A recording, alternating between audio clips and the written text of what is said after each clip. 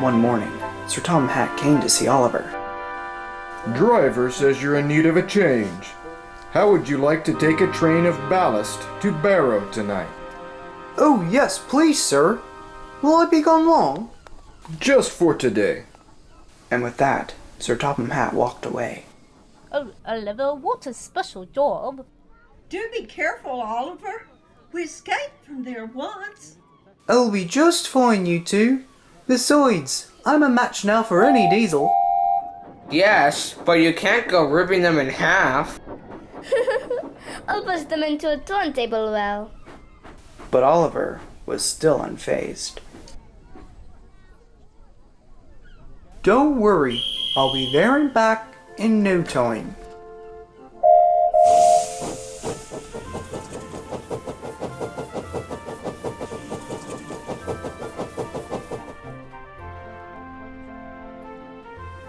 That evening, Oliver was taking on water. His train was waiting for him in a siding. Toad the brake van was also close by.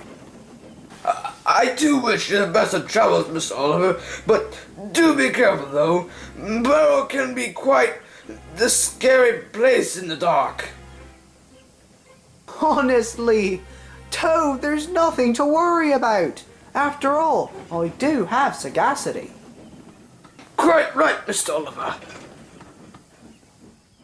Oliver trundled down the line with his train in tow. At first, there wasn't a cloud in the sky, but then the sky suddenly turned pitch black, and the moon couldn't shine as it was consumed in a cloud of darkness.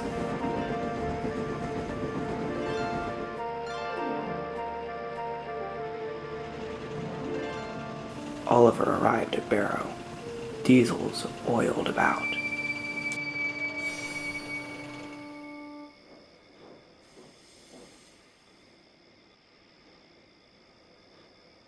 Excuse me?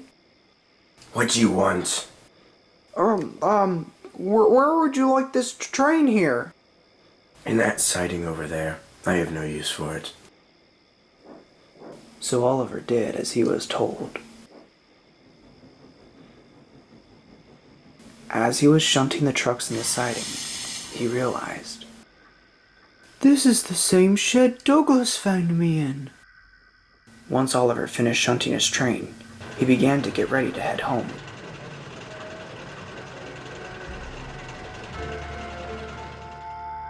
When the night foreman came and told Oliver's crew there was some paperwork that needed to be filled out. No worries, Oliver. We'll be back soon. But they weren't. Hours passed, and his crew hadn't returned. The dark atmosphere was unsettling. Oliver could hear the horns of diesels far away, and the sounds of metal being cut up. Oliver didn't feel brave anymore. He was scared. He was all alone, but not for long. Two diesels emerged from the shadows.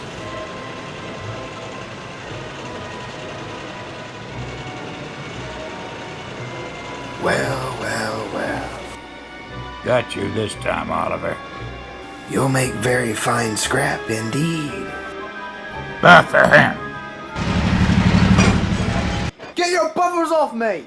Quiet! There's no one to help you now.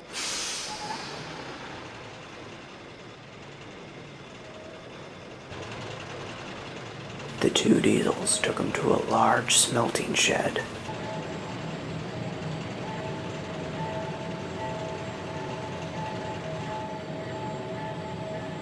Bye-bye, Oliver.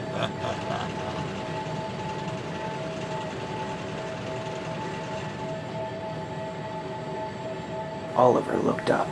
Above him was a large grabber. This engine's not for scrapping! The grabber began to move.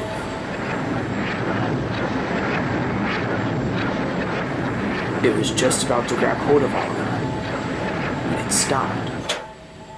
There stood Sir Topham Hatt. It's a good thing I'm visiting this yard tonight. Toad was right to worry when you hadn't returned.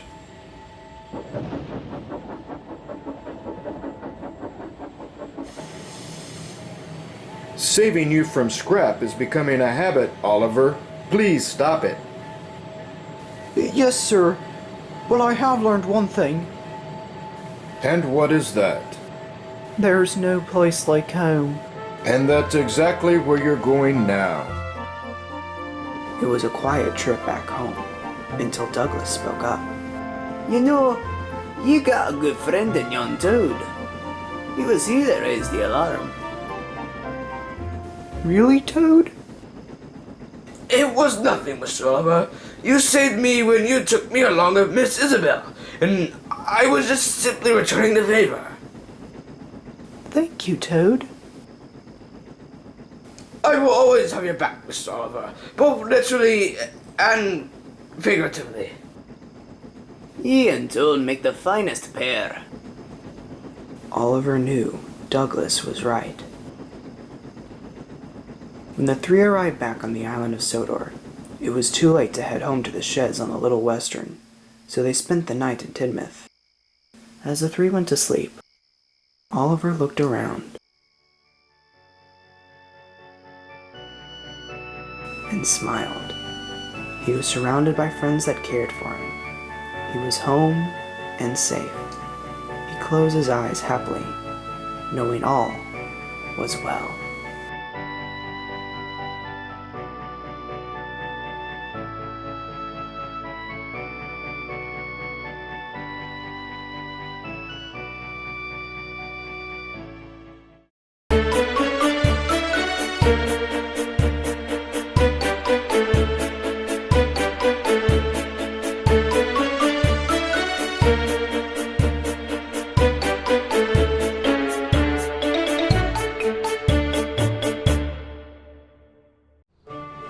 It was the beginning of fall on the island of Sodor. Sir Topham Hatt was having many restoration projects done before the winter season. One of these was replacing a set of points on the main line that had been warped by the summer heat. The workmen worked hard, ripping up the old rails and putting a shiny new set in its place. The engines were very happy when the work was done. One night, Percy was delivering the mail. He was passing over the new points when... Whoa! One of Percy's mail cars derailed. Luckily, no one was hurt. In the morning, Percy arrived at Knapford to see Sir Topham Hatt. Good morning, sir. Percy, the breakdown gang cannot determine what caused your derailment last night. They say it's most mysterious. How strange. But anyway, I need you and Rosie to collect a train of goods that has arrived at the yard and then bring it to Kildane. Yes, sir. Percy was quite puzzled. How did my mail car derail? It couldn't have happened on its own. And what do they mean by mysterious? Percy thought about this all the way to the yard. Once there, Percy couldn't find Rosie anywhere. Rosie! Hello? Where is she?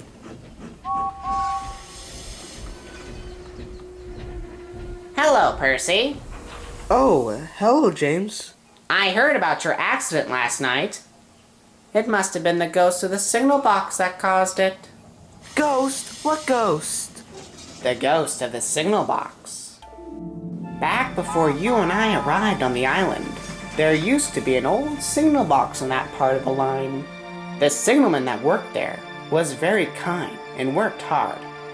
Some say he worked too hard and never left. Others say that he lived in the signal box.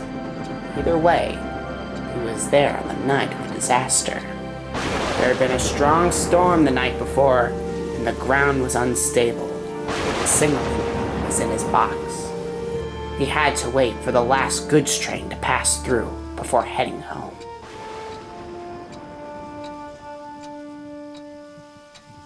As the long train reached, it whistled long and proud. The ground began to shake, and before anyone realized, it was too late. What happened? Well, the noise from the engine's whistle had caused a landslide. It crushed the signal box. leaving it in a pile of rubble. What about the signalman? They never found him. A new signal box was reconstructed in its place, and a new signalman was sent to work there. But when the signalman goes home and the lights are out, you can see a glowing figure moving around inside. Some say that it's the spirit of the signalman waiting for the last train.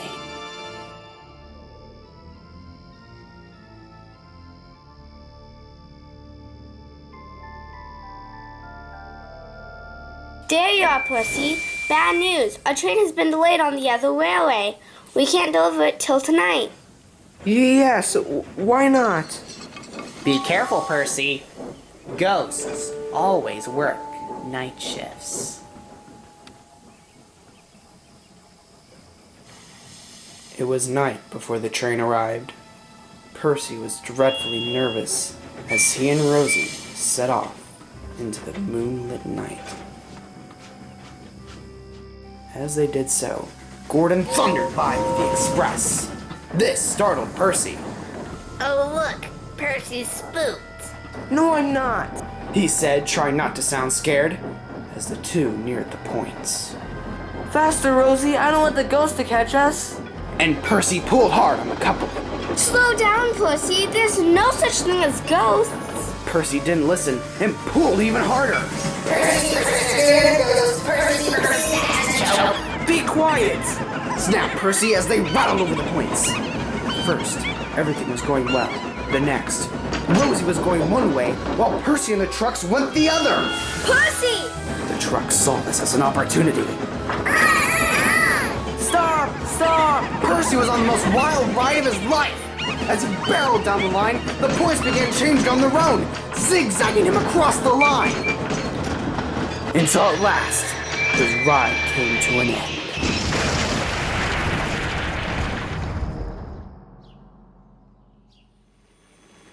It was morning before help arrived. How did you get into this mess? Percy didn't answer. He didn't know himself. That night, Sir Tom had arrived to see Percy.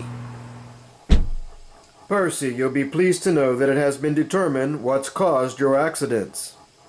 Was it a ghost, sir? No, Percy. Whatever gave you that idea? Oh, just a big red scarlet deceiver. Nevertheless, Percy, the points were faulty and were moving on their own, causing your accidents. This problem will be taken care of. You won't have any problems with the points anymore. Oh, thank you, sir. And then Sir Topham Hatt left. To think I believed there was such thing as the ghost of the signal box. Wherever did you come up with such a story like that, James? I didn't make it up. Edward told me the story. Percy's smile faded and was replaced with fear. He looked up at the moon as it disappeared behind the clouds. Percy then thought back to the nights before.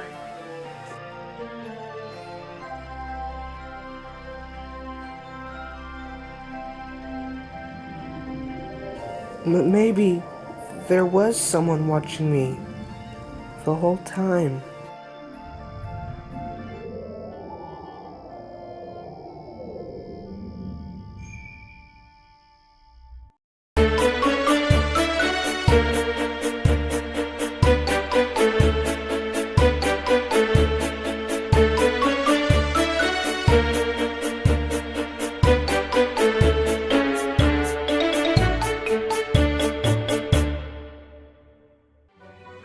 Lots of people have been traveling at Thomas's branch line. A magician was visiting the island and was putting on shows at Maithwaite. All the passengers and engines were amazed, but Percy was the most amazed of all. A lady disappeared and pulled a rabbit out of his hat. And he even... Settle down, Percy. There's no need to pop a piston. A bunch of excitement over nothing. He dresses like Sir Topham Hatt, and the only thing he can make disappear is a meal. James! But it's true. All it is a bunch of tricks. Magic isn't real. You could even ask Donald and Douglas. All with their very engine nonsense. I wouldn't say that, Henry. I once delivered a magic carpet and it kept flying away. Don't be silly, Percy. That was a regular old carpet. It was just the wind. You weren't there, Henry. The wind can't pick up a carpet and land it perfectly on a truck. Gordon? You of all engines believe in magic? You didn't see what I saw, Henry. Even Thomas saw the carpet. Didn't you, Thomas? I didn't really see it.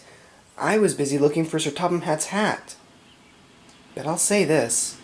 The wind was most peculiar that day. What are you still doing here? James and Henry, you have goods trains waiting for you. Thomas, your branch line. Percy, a supplies train. And Gordon, the afternoon express run. Yes, sir. And Gordon, please make sure all the passengers exchange at Elsbridge. A magician will be getting off there to get to Maithwaite. Of course, sir.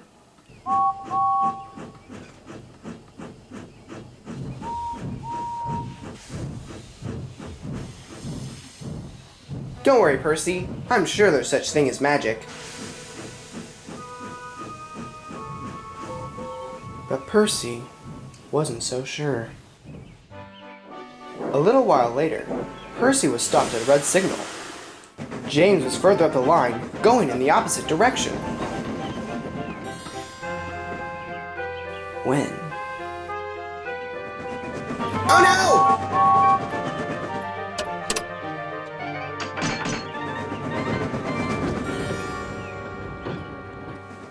You.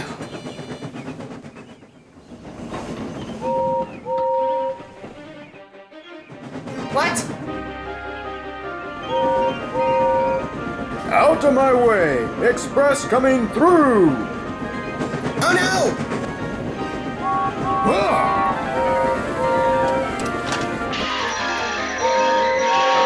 Look out! What? Oh dear! Phew. See, Gordon, we were right. That magician really is magic. What do you mean? That magician was on your train, and he changed the points just in time. No, he didn't, Percy. There's a fine line between reality and magic. But you said that the carpet flew because of magic.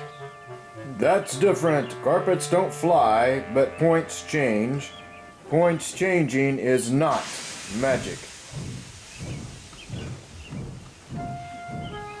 Percy was sad. He didn't know what to believe now.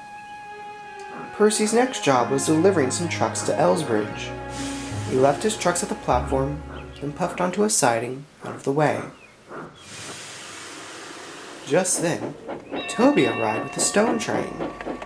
Hello, Percy. Hello, Toby. Toby, do you think magic is real? What brought that up? Well, when I told the other engines about the amazing tricks that the magician does, they only scoffed and said magic wasn't real. Toby thought for a moment. Well, I'm not an expert on the topic, but I know who can answer your question. Who? That magician, he'll know the answer. If you get the chance to talk to him, then you should ask. And that's what Percy did. A few days later, Percy brought the magician for his afternoon performance. As the magician was walking on the platform, Percy spoke up. Excuse me, sir, but, are you real? Whatever do you mean? I'm standing here, aren't I? Yes, but, well, what I mean is magic real?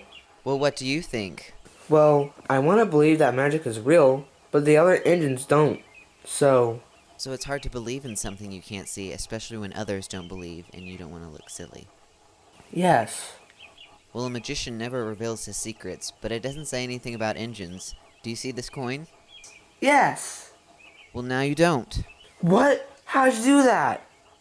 It's not really gone. It's behind my hand, you see. What magic really is the illusion that leaves your audience to tell the story. Magic is letting people see what you want them to see. So, magic really isn't real? That is a question that every individual and engine must decide for themselves. Thank you, Mr. Magician. Magic really is real. At the sheds, Percy performed a magic trick of his very own in front of the other engines. The engines were bewildered and surprised. Even Henry and James were wondering if magic was real or not. But Percy was the only one who knew the true secret to magic.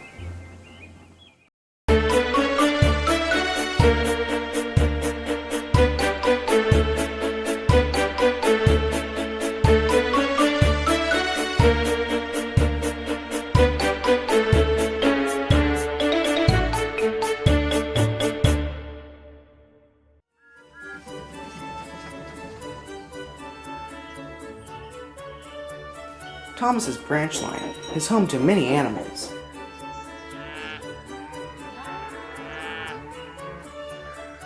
Sometimes these animals can wander onto the tracks, which can cause a considerable amount of delay.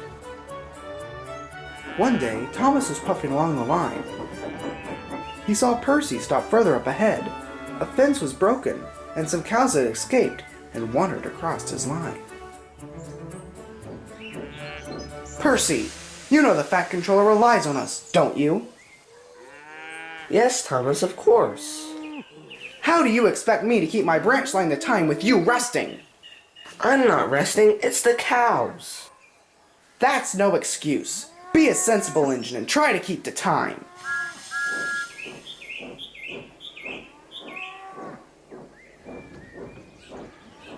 He's become rather puffed up, hasn't he?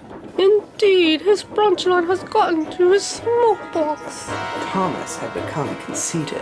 He arrogantly puffed down the line. Who does Percy think he is, always coming up with excuses? Thomas was too busy thinking about Percy that he lost all concentration and crashed into the back of Mavis' stone train.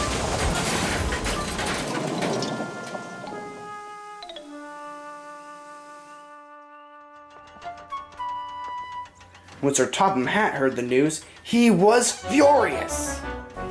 Thomas, I've heard over a dozen complaints of you being rude and bossing the other engines, and I believe your branch line is the cause. Am I right? Yes, sir. In that case, I'm relieving you of your branch line obligations. You will work in the yard till I can trust you again. But sir, who will look after the branch line? Percy will look after it, for I've also heard you've been treating him quite poorly as of late. Thomas seethed with anger. Percy caused my accident, he thought. Why should he get my branch line? After Thomas returned from the works, he was very bitter as he worked in the yard. He muttered and complained and bumped the trucks harder than usual. Thomas's attitude was spraying a bad atmosphere in the yard, and Toby had become fed up. Thomas, your attitude is rotten. It's not fair. Percy caused my accident, and now he gets to gallivant off on my branch line just because he was lazy? Some cows were on the line. You know as well as I do that cows can be silly things that won't do as they are told. Even with cow catchers, they can still be stubborn. Well, you can't blame problems on cows. Thomas, you're being hypocritical. Hippo-wobble? Hypocritical. It means to say one thing but do another. What do you mean? You say you can't blame your problems on cows. Though you blamed a cow for making you late when you were delivering Sir Topham Hatt's mother to Kirk Ronan. Thomas felt ashamed. He knew Toby was right. I'm sorry, Toby. I letting my branch line get to my smoke box. That's all right, but I believe there's another engine that needs your apology. Thomas knew Toby was right again. Later, Thomas was delivering a train of coal to his branch line. He hoped to see Percy.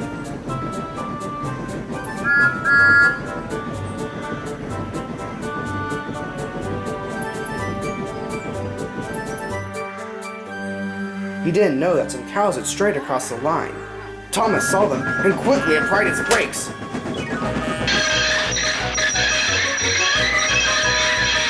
Just in time.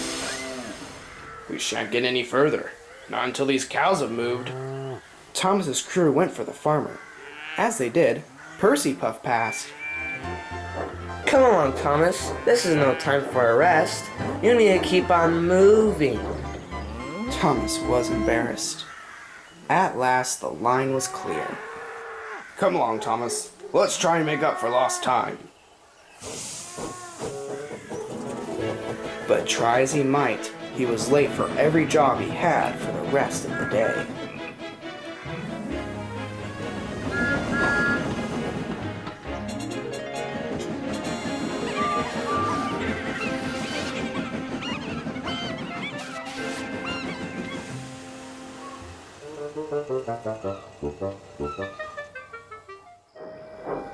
It was very late by the time Thomas made it back to the shed. Percy was already there. Well, well, well. Thomas, how do you expect me to keep the branch line to time with you dawdling on the line? Thomas felt very ashamed. I'm sorry, Percy. That's alright. Cows can be silly, just like a certain engine. Thomas looked at his buffers. But you must admit, it was a little amusing. Next time, we shouldn't let something as silly as a cow get between us. Sir Tom Hat soon gave Thomas back his branch line. Now Thomas is a much more sensible engine, and now is sure to move carefully down the line.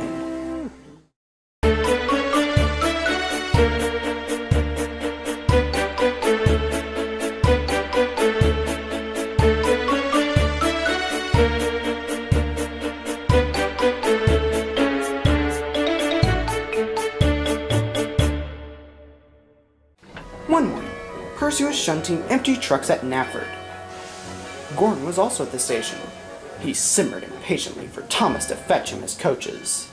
Hurry up, you. The express mustn't be late.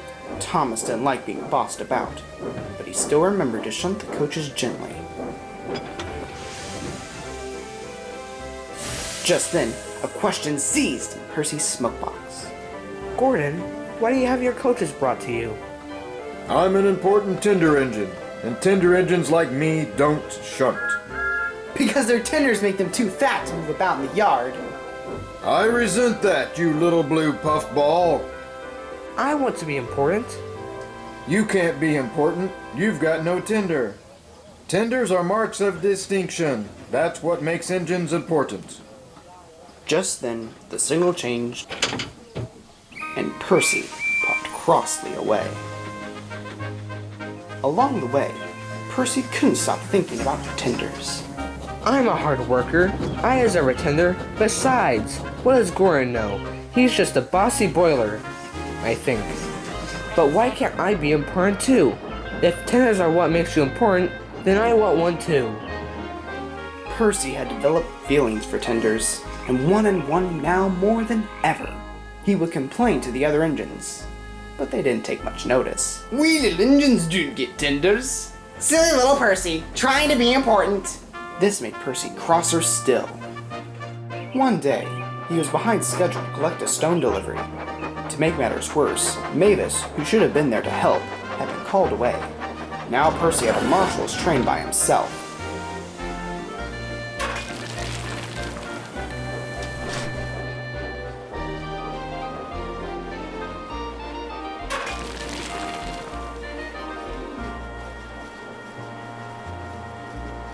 By the time everything was ready, Percy was very late indeed. To top it off, he had to pull his train backwards. It's lucky you don't have a tender. It makes pulling trucks backwards easy. Percy grumbled. He despised pulling trucks backwards. As Percy made his way down the line, he couldn't stop thinking about having his own tender. He was so focused that he passed right through a red signal. Further up the line, Molly was waiting at another red signal.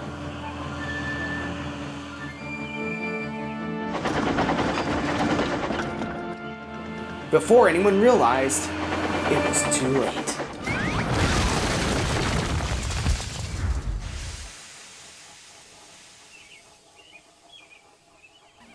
Luckily, no one was hurt, but the trucks were in a heap. Soon Harvey arrived with Rocky to clear the mess. As the workmen did, the other lines were left operational, with speed restrictions in place.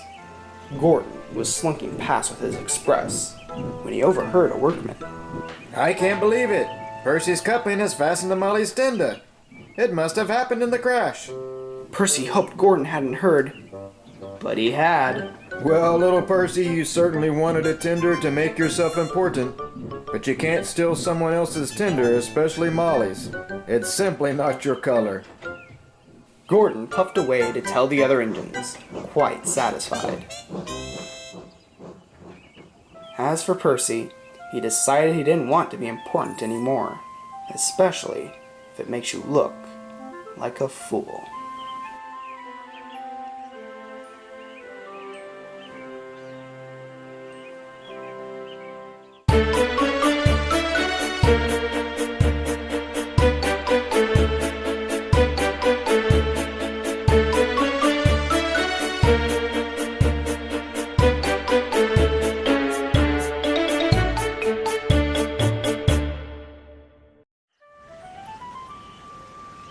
Sir Handel had never forgiven Gordon after the time he listened to his advice and pretended to be ill to avoid his work.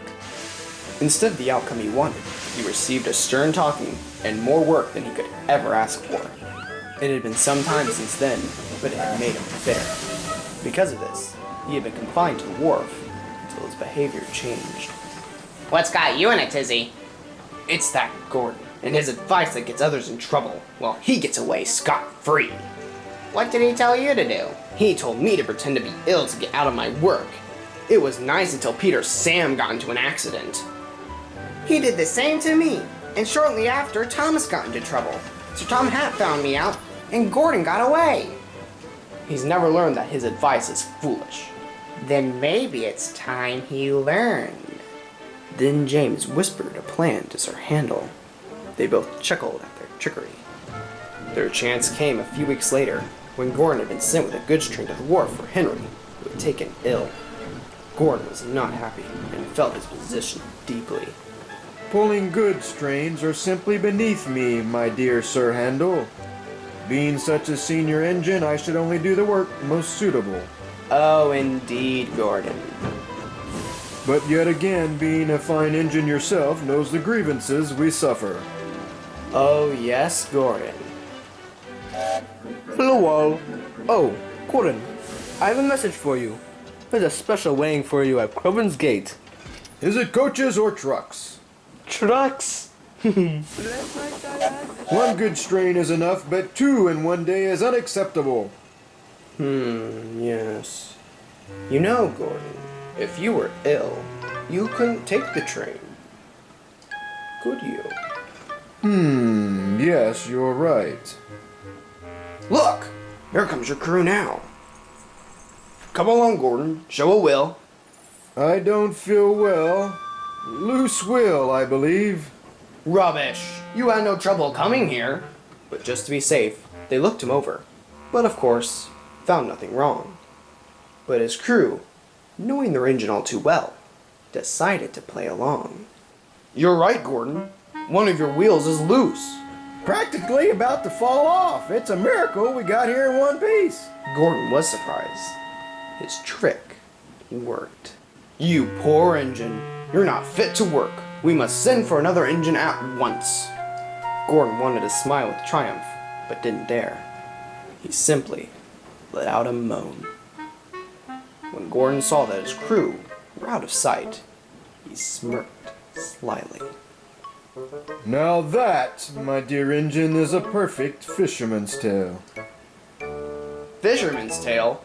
But your story was about being under the weather, not fish. A fisherman's tale, dear engine, is a story where the details are exaggerated, made up, or stretched. Simply put, a lie. Sir Handel didn't understand what fishing had to do with the matter, but as long as the plan worked, it was fine by him. A little while later, James arrived. It's a true shame, isn't it, Gordon? What is? Poor Henry. What about Henry? Didn't you hear? Henry was the only one who could take the train you were meant to deliver. But he was so under the weather that he lost his bearings and had a terrible accident. Poor engine, but it just goes to show that if you can't pull trucks, then you shouldn't pull them at all. How can you be so empathetic, Gordon? Especially since Henry's being sent for scrap. Scrap? Indeed. Beyond repair from what I heard. Sir Tom Hatt is coming here now. I expect he wants to talk to you. Gordon was horrified. He didn't want to see Sir Tom Hatt. He was so disoriented that he started off with a jerk, throwing his crew from the cab.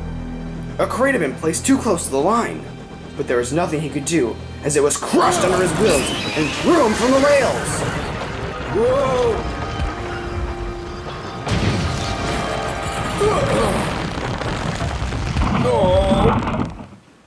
Luckily, no one was hurt, but Gordon was now tangled in a fishing net. His driver, still rubbing his tailbone, laughed. "Look, it's the catch of the day, a blue whale." My, Gordon. You will have fishy tales to tell.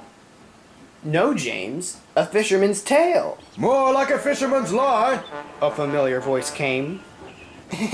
Wow, I didn't know he was actually going to be here. Please, sir, I'm sorry, sir. I didn't mean for Henry to be scrapped. Whatever are you talking about, scrapping Henry? I would never dream about such a thing. Whoever gave you that idea? Gordon glared behind him, but Sir Handel and James had wisely puffed away. I don't appreciate engines not pulling their weight on my railway. Especially you, Gordon. An engine of your knowledge should know better than to pretend to be ill and telling others to do the same. Gordon gulped. He now realized his mistake. I hope this incident has taught you not to be so silly. Yes, sir. It has, sir. As Gordon waited to be rescued, he sighed. He had fallen for a fisherman's tale and his own advice. He realized now to be more withholding of his wisdom, because he knows now it can come back to haunt him.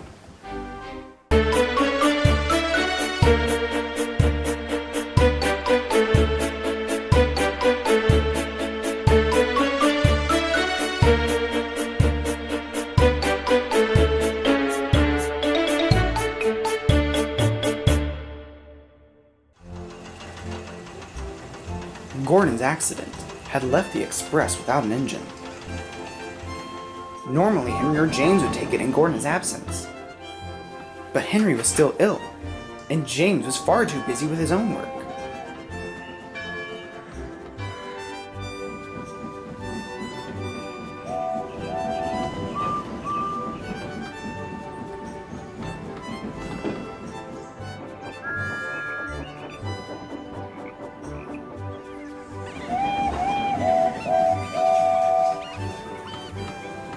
Sir Tom Hatt was in his office, very forlorn, when his assistant came in.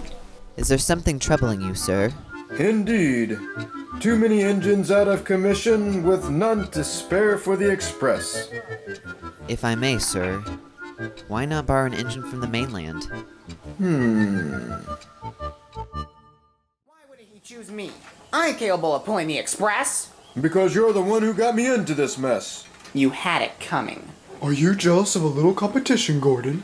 You wouldn't be on his side if you heard what he said about you. What did he say? He said you were scrapped. He what? Said you were rotting in a scrapyard. That's exactly where you artifacts belong. Who said that? The engines didn't have to wonder long.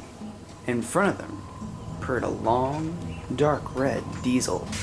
He looked very strong. Who are you? Revolution, old-timer. The new express engine. I've heard you engines give diesels a bad name. Bowler, spam cam, old stuck-up, all names I'm sure you're familiar with. Of course. The names of diesels that came to our island, all stuck up and proud. But they all failed, showing just how reliable we steam engines are. I'll give you that. Those diesels that came before did fail, but I'm different. I'll succeed where others failed. I'll show just how efficient we diesels are, putting you relics in your place. You'll see that the one giving the names will be me, and that name is Scrap. That's exactly what you are! The Diesel was just about to reply when Sir Topham had arrived.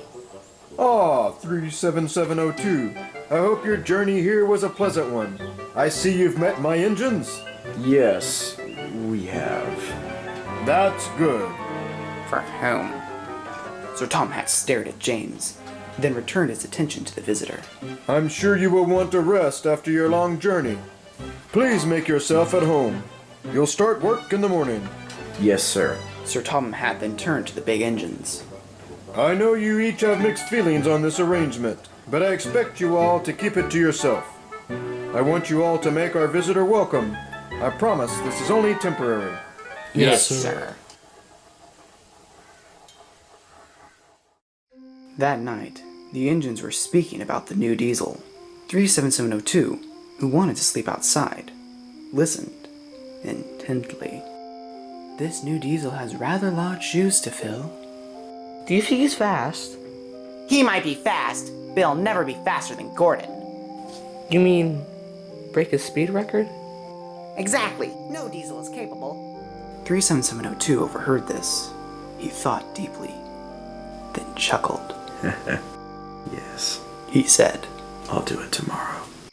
Every day, Gordon stops once at Brendam Docks with the Express. This is to collect passengers from large luxury cruise liners. Every wise express engine knows to remember this important stop. Gordon was explaining this to 37702, but the Diesel paid him no mind, and could only think about beating Gordon's record. Remember, the Express is a fast service, but no record breaking. Why? Too afraid of your precious record being broken by a Diesel? My record? But you can't. That's for me to break. Not anymore.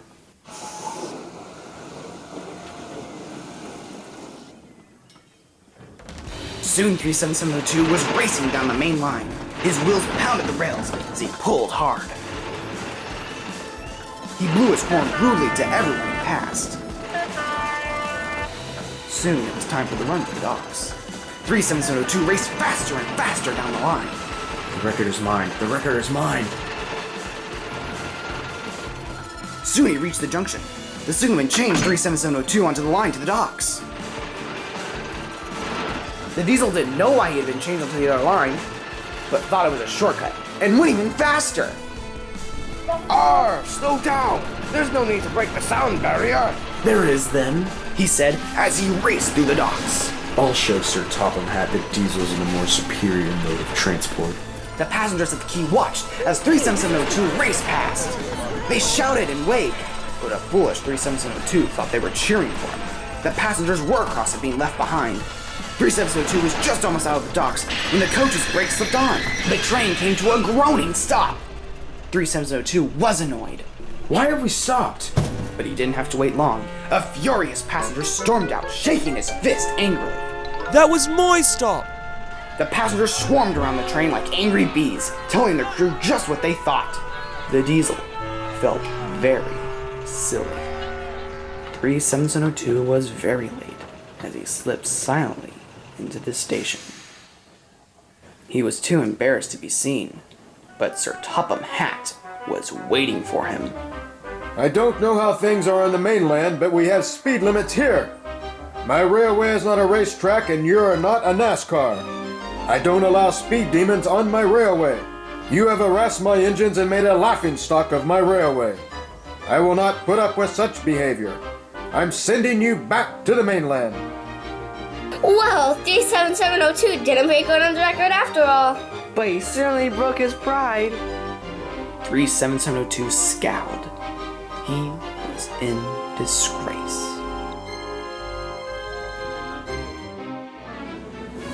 Gordon was soon back to pulling the express, and knows better now than to pretend to be ill. As for 37702, however, he was taking a train back to the mainland with him for Henry. Well, look here. If it isn't the speed demon. Huh. That name suits you. Ha! Who's giving the names now? 37702 growled as he gritted his teeth. He said nothing as he crossly pulled away back to the mainland, away from expresses, steam engines, and speed records. It's Thomas the Tank Engine, hip hip hip hip hooray. Chugga chugga chug chug chuff chuff chuff, he rides along the way. And when you hear that whistle, it can only be one train. Our favorite little engine, Thomas is his name. Thomas the Tank Engine rolling along. All of his friends will be coming along. Thomas, we love you. He's a really useful engine with a heart that's big and strong. He chugga chugga chuff chuffs, working hard, helping everyone. Thomas, he has lots of friends, and you can be one too. Just clap, clap, clap, and sing along. Thomas, we love you. Thomas the Tank Engine rolling along. All of his friends will be coming along. Thomas, we love you. There's Gordon and Henry, Edward, James and Toby, Annie and Clarabelle, Percy, Terrence and Bertie, Diesel, Duck and Daisy, lots more friends for you.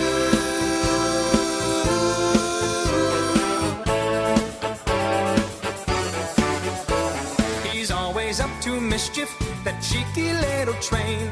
He chugga chugga chuff chuffs everywhere, he's always playing games. The fat controller scolds him, but he loves him just the same.